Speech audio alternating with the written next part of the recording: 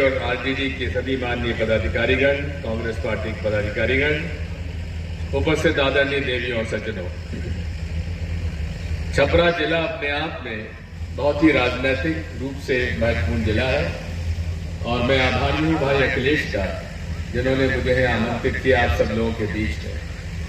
जैसा कि उन्होंने कहा है, ये चुनाव दूसरे लोकसभा चुनाव से थोड़ा सा अलग है, क्योंकि उसमें एक भिन्नता यह है, पहले चुनाव जो होता था तो केवल सरकार बनाता था या बिगाड़ता था, लेकिन ये चुनाव जो है ये तय करेगा कि इस देश में लोकतंत्र बचेगा कि नहीं बचेगा।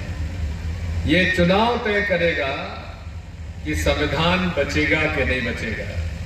ये चुनाव तय करेगा कि आरक्षण बचेगा या नहीं बचेगा। साथियों, आज इस देश में गरीब गरीब होता जा रहा है, अमीर अमीर होता जा रहा है, और जितने भी यहां लोग बैठे हैं, मैं उनसे एक ही प्रश्न पूछता हूं, महंगाई बढ़ी है कि नहीं बढ़ी है? बताइए, बढ़ी है कि नहीं बढ़ी? मेरी माताओं बहनों, बढ़ी है कि नहीं बढ़ी है? आमदनी बढ़ी क्या? आमदनी नहीं बढ़ी। आमदनी अठन्नी और खर्चा रुपया।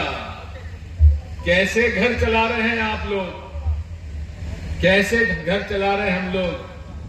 ये सब चिंता का विषय है।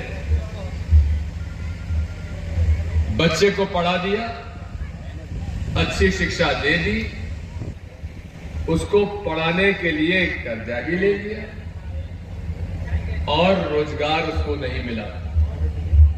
जो कर्जा चढ़ गया उसको पटाने के लिए भी राहुल गांधी जी ने अपनी गारंटी जो दी है, उसमें उसका उल्लेख किया है कि अगर कांग्रेस पार्टी का और इंडिया गठबंधन की सरकार बनती है तो जितने लोगों ने अपने बच्चों के बेटा बेटी के लिए पढ़ाई के लिए अगर कोई कर्जा लिया है तो कर्जा माफ कर दिया जाएगा। किसानों का कर्जा, किसान आज परेशान है। यहां धान और गेहूं पैदा करते हैं, लेकिन आप समझ लीजिए कि कांग्रेस के राज में आप 3 से 4 कुंटल धान बेच लेते थे तो 1 तोला सोना आ जाता था कि नहीं आ जाता था? आज 3-4 कुंटल के बजाय 15 से 25 कुंटल धान बेचेंगे तो आपको 1 तोला सोना मिलेगा। ये हालत कर दी है। साथ में ये भी आपसे कहना चाहता हूं, चावल की कीमत बढ़ गई, धान की नहीं बढ़ी। गेहूं की कीमत नहीं बढ़ी, आटे की कीमत बढ़ गई। और तो और किसानों पर भार बढ़ता चला गया। अभी मैं महाराजगंज था कल यूपी में, 2 महाराजगंज, एक बिहार में है और एक यूपी में है, गोरखपुर के पास। पता नहीं यहां पर धान की जो कटाई होती है गेहूं की, यहां पे हार्वेस्टर लगाया जाता है क्या? हार्वेस्टर का भी आप समझ लीजिए कि डीजल के भाव जब नहीं बढ़े थे कांग्रेस के राज में, जब 30-32 रुपया लीटर हुआ करता था, तब हार्वेस्टर 500-600 रुपया प्रति घंटे में काम करता था कि नहीं करता था?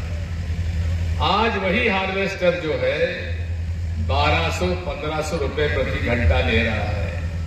हर तरह से किसान पर लागत बढ़ गई, बिजली कीमत बढ़ गई, डीजल महंगा हो गया, साथ में खाद महंगा हो गया। एक जमाने में खाद की बोरी 400-600 रुपए प्रति बोरी मिल जाया करता था, आज वही 1200-1400 रुपए पहुंच गया है। भाव बढ़ गए लेकिन वजन कम कर दिया बोरी का। पहले 50 किलो की बोरी आती थी कांग्रेस के जमाने में, अब आती है 45 किलो और अब कर दिया है 40 किलो। इस तरह से लूट मची हुई है। मैं तो कहता हूं बिहार के लोगों से, ये वो देश धरती है जहां हमेशा से क्रांति को जन्म मिला है। ये वो धरती है जहां लोग जज्बाती लोग होते हैं। जितनी राजनीतिक चेतना बिहार और उत्तर प्रदेश की पूर्वांचल में है, मैंने उतनी राजनीतिक चेतना कहीं नहीं देखी है। मैं आप देखिए, आचार संहिता के बाद कैसे एकदम से उफान आया है मोदी शाह के झूठ के बुलंदे के खिलाफ। मैं तो दंग रह जाता हूं।